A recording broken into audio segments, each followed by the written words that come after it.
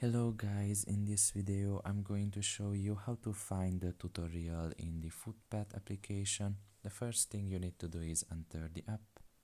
Once you are done with that and you are in the home page, you should look in the top of your left corner and there you will find three lines. Press on it and here you can just press on the settings and after that press on tutorial.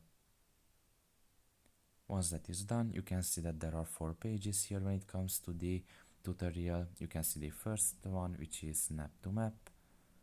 You can just swipe, you can see now the edit your route. You can see how it's going to be done. Follow along. And the final one is running.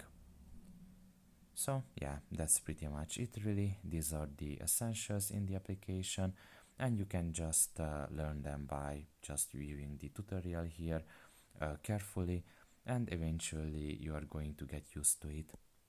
So that's pretty much it. I hope this video was helpful to you. Thank you for listening and see you next time. Bye bye.